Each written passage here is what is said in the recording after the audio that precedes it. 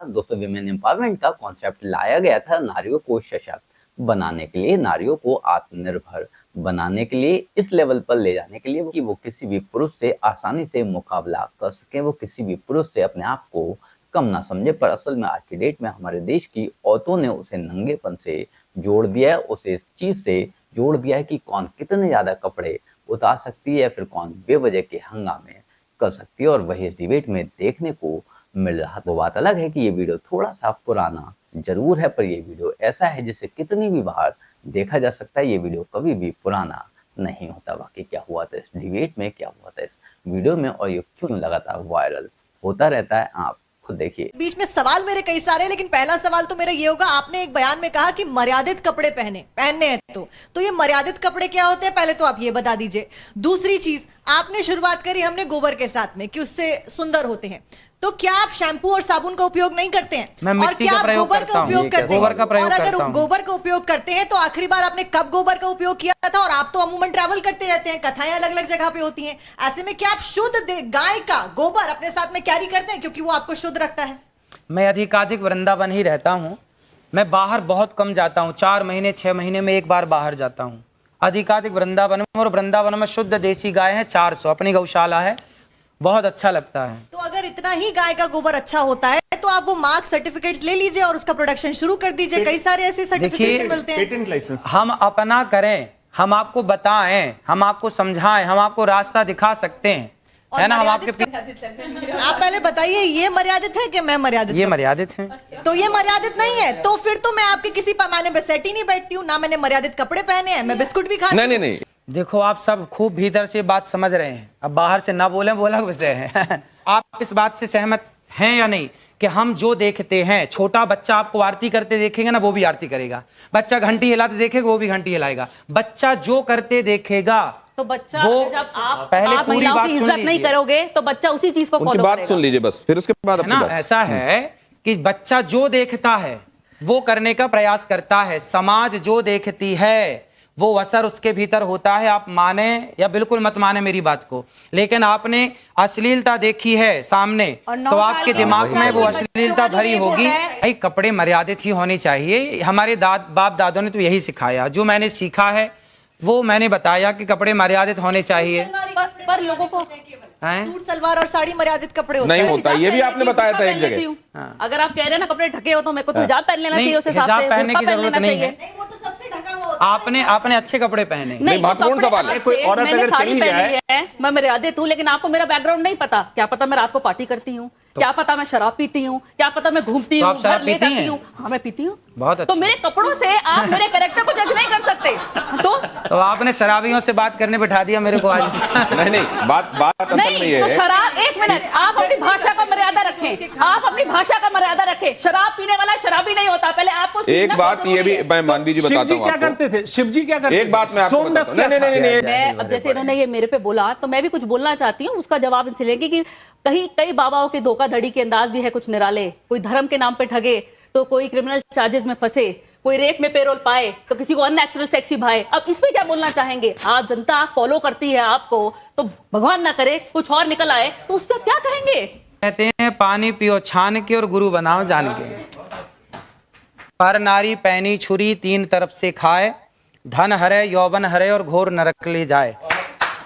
पराई नारी से बच के रहना चाहिए कुल मिला के। नहीं देखिए, मैं तो ये बोलना चाहती हूँ कि मुझे चिंता का विषय क्या है कि इनके बहुत ज्यादा फॉलोअर्स हैं और जिस हिसाब से ये अपना टिप्पणी देते हैं या जिस हिसाब से ये सलाह देते हैं अपने फॉलोअर्स को, तो ये जो अनभक्त है उनको फॉलो करते हैं, तो समाज को ये कहाँ लेके जा रहे हैं उस चीज का मुझे बहुत चिंता है। दूसरी बात, ये कहते हैं गाय के गोबर से आप फेशियल करें या आप उसका सेवन करें, तो आचार्य जी के हिसाब से तो डर्मेटोलॉजिस्ट नहीं होने चाहिए, स्किन स्पेशलिस्ट होना नहीं चाहिए, क्योंकि वो सारे के सारे इन्हीं के पास आए। इनके हिसाब से कोई कैंसर का डॉक्टर नहीं होना चाहिए। के समस्त रोग नष्ट हो जाएंगे और उनका कोई प्रूफ नहीं है, तो इसका मतलब सारे डॉक्टर्स को छोड़ के सारी की सारी महिलाओं को आपके पास आना चाहिए। कहीं ना कहीं आपकी बात में सच्चाई नहीं है, इसीलिए कोई महिला आपके पास नहीं आई है। देखो ऐसा है, ये सारी बातें जो हम कह रहे हैं ना, ये अभी आप लोगों की समझ के परे हैं। जब आप शास्त्रों को पढ़ेंगे, सत्संग करेंगे, तब तो एक महिला ले आइए जिसका आपने इलाज करा हो और तब तो आपके ये गाय के गोबर से जब सुन लीजिए पहले,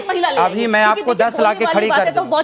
आज का समाज बिल्ली की पॉटी की कॉफी पी रहा है, इसको क्लियर कर देते पहले। उसको उस कॉफी को पीने में बिल्ली की पॉटी खाने में आपको कोई ऐतराज नहीं है। ये कॉफी की कहानी इनको बता देता हूं। मैं उस जगह जा चुका हूं। एक स्पेसीज है बिल्ली की जो जंगल में जाती है और कॉफी बीन्स जो बेस्ट क्वालिटी है वो खाती है।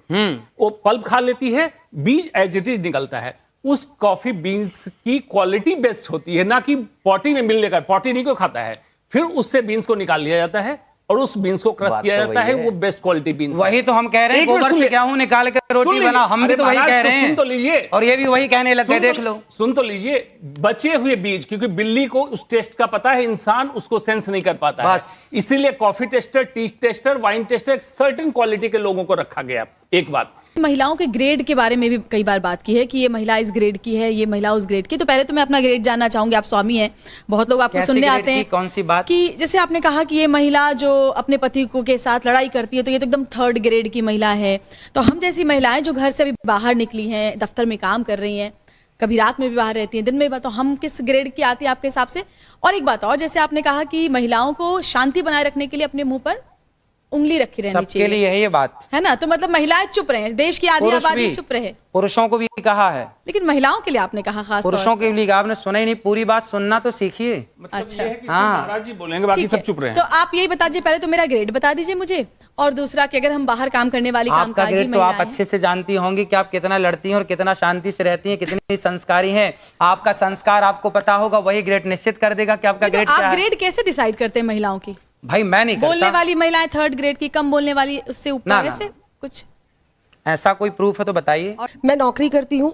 रात के 12 बजे यहाँ से कैब मिलेगी, मैं 1 बजे घर पहुंचूंगी। मेरा 7 साल का बच्चा है, हनुमान चालीसा का पाठ कर लेता है मंगलवार और शनिवार। वो सारे भगवान की पूजा जानता है।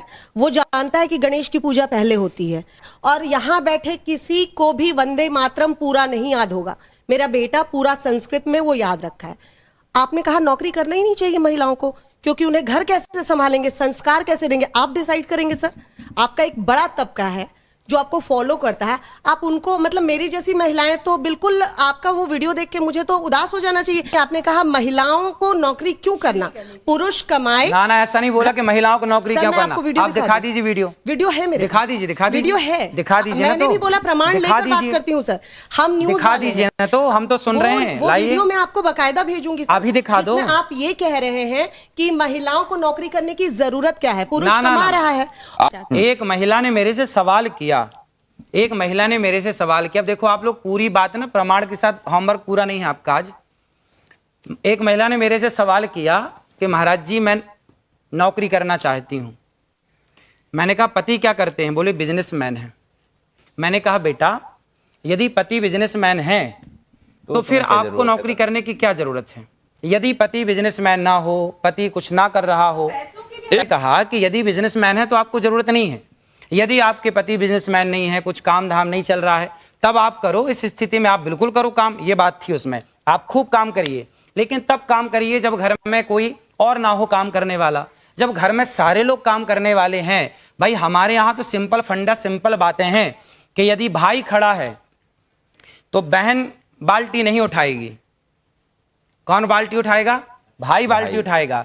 भाई जब भाई है, पुरुष वर्ग है काम करने के लिए, तो महिलाएं क्यों काम करेंगी? ये तो आपकी भलाई के लिए। अगर आपको करना है तो मैं हाथ पकड़ने नहीं आऊंगा। और यही होता भी है जब आपका इरादा सिर्फ लड़ाई करने का हुआ करता है, जब आपका इरादा सिर्फ बहस करने का हुआ करता है, तो आप किसी भी मुद्दे पर बहस कर सकते हो। फर्क नहीं पड़ता कि आपके इंटेंशन क्या है, आपने किस इरादे से कोई बात बोली है। लड़ने वाला किसी भी चीज को लड़ सकता है और बात का बतंगड़ बना सकता है। बाकी वही हिंदू बाबाओं को ट्रोल करने में, उनकी खिंचाई करने में, उनकी मजाक बनाने में हमारे देश के लिबरल्स को मजा भी ज्यादा आता है, और जनता भी काफी हद तक बेवकूफ हो चुकी है, जो इस तरह के लोगों के प्रोपेगेंडा में आ जाती है, इस तरह के लोगों के झांसे में आ जाती है। बाकी आप लोग इस बारे में क्या सोचते हैं, कमेंट कर जरूर बताएं। जल्द मिलते हैं किसी नए वीडियो में नए टॉपिक के साथ। तब तक गुड बाय, नमस्कार, जय हिंद।